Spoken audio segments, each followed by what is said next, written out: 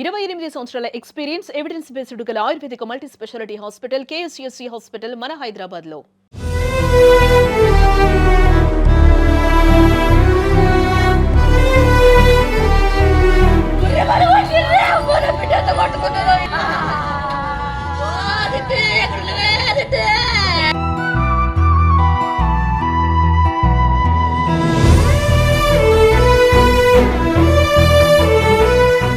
ఏదైతే ఇక్కడ జరుగుతున్నటువంటి సంఘటన అమ్మాయి చనిపోయేటటువంటి విషయాన్ని చాలా బాధాకరమైన విషయము. వాళ్ళకి చిన్నవాపు ఉన్నాడు ఇక్కడ. మరి అడిగి తెలుసుకుందాం అసలు ఏం జరిగింది సార్, చెప్పండి సార్. సారు ఎందుకంటే మా అత్తమ్మకు 8 మంది బిడ్డలు, 8 మంది అల్లుళ్ళు. అందరూ మా అత్తమ్మ ఇంటికనే మాదాపురంలో ఉంటాం. ఈ 8 మంది బిడ్డలల్లా ఈ బుజ్జి 15 మంది మగవాళ్ళే అన్నదమ్ములు. ఈ బుజ్జిని చెల్లె లెక్క ప్రాణం లెక్క దాదుకున్నారు. ఎంత ప్రాణం అంటే అంత ప్రాణం. యూట్యూబ్ ఛానల్ ఇస్తుంది బుజ్జి. ఆ ఛానల్ చూసి ఆ పిల్లాడు ప్రేమించాడు. లేకపోతే నువ్వు లేకపోతే నేను చచ్చిపోతాను ఎమ్మడబడ్డాడు సార్. మందు తాగిండు. మందు తాగితే గవర్నమెంట్ హాస్పిటల్కి వచ్చారు. వచ్చినాక మంచిగా అయినాక మళ్ళీ వచ్చిండు. నువ్వు లేకపోతే నేను చచ్చిపోతా అంటే అని పోనీ ఎందుకు ఓలైన బతుకు అంతే, ప్రాణం పోతే దొరుకుతుందా అని మేము ఒప్పించి పెళ్లి చేసినాం సార్. పెళ్లి చేసినాక తర్వాత 2 రోజులు గడిచింది సార్. 2 రోజులు గడిచినాక మంచిగా వాళ్ళ అమ్మ అలా అన్నదమ్ములు పెళ్లి ఖర్చు ఓళ్ళు పెట్టుకోలే, ₹1 వేసుకోలే. వాళ్ళ పెద్ద మనుషులు సూదా వచ్చారు. అల్లమ్మ గుట్టోళ్ళు సూదా ఒక 30 మంది వచ్చారు. చేసినాక తప్పంతా ఆలదైంది. అయినాక తర్వాత సారు ఈ అమ్మాయి, ఈ చనిపోయిన అమ్మాయి తల్లిదండ్రులు వీళ్ళే ఖర్చులు పెట్టుకొని 2 గుంటల భూమి కొనిచ్చి, పిల్లానికి 2 గుంటల భూమి కొనిచ్చి, తులం చైన్ వేసి, ఒక పల్సర్ బండి కొనిచ్చి మంచిగా ఇంటికాడ మా అల్లుడా నువ్వు బాధపడకు, నా ఇంటికాడ ఉండు, వాళ్ళు ఎలా కొట్టినప్పుడు నా ఇంటికాడ ఉండని ఇవన్నీ చర్య చేసుకొని అన్ని సామాన్లు అన్నీ కొనిచ్చింది సార్. కొనిచ్చినాక 2 రోజులు గడిచింది.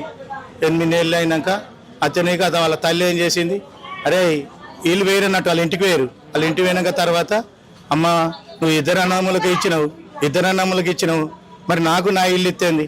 నేను కష్టపడి 2 అన్నమ్మలకి ఇచ్చినావు, నాకెందుకు ఇలా అని పోయినాక ఆ అమ్మాయి మీద కారం పొడి చల్లింది.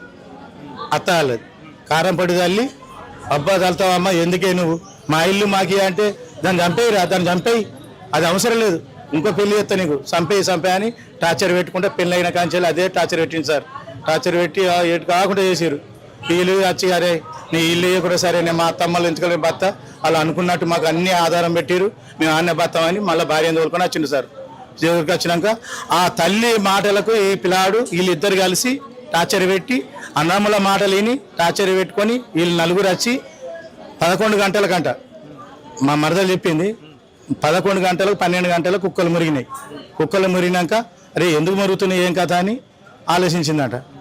ఏమొచ్చి గట్టను మురుగుతాయి వస్తాయని పండుకోరు. వాళ్ళు 4 వచ్చేసారు. ఇంట్లోకి వచ్చి చంపింది నిజమే సార్. వాళ్ళు టార్చర్ చేసారు.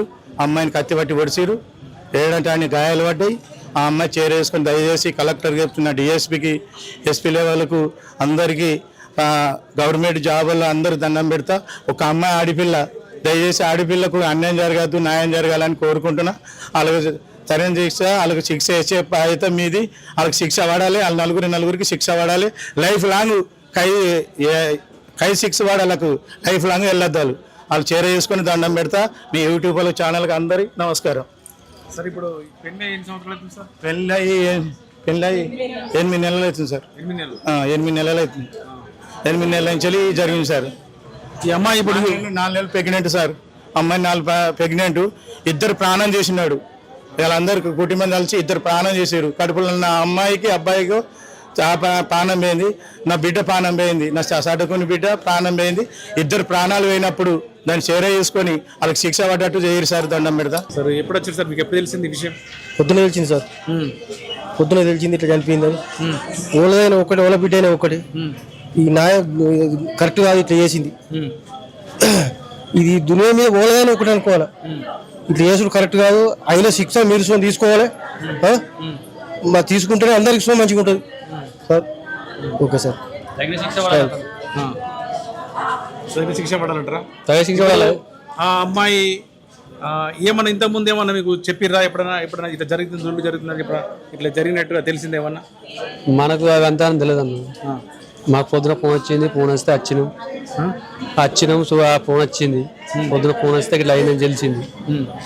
కానీ వాళ్ళకి ఎంతవరకు కరెక్ట్ కాదు. అది ఏమన్నా తప్పు చేస్తే, అమ్మాయి గిట్ట తప్పు చేస్తే చెప్పేయాలి, అలా తల్లిదండ్రులకు అప్ప చెప్పేసి అతను వాళ్ళకి ఇట్లా కరెక్ట్ చేస్తే ఇట్లా చేయడం తప్పు. అది అతనికి ఉరిశిక్ష పడాలి కంపల్సరీ.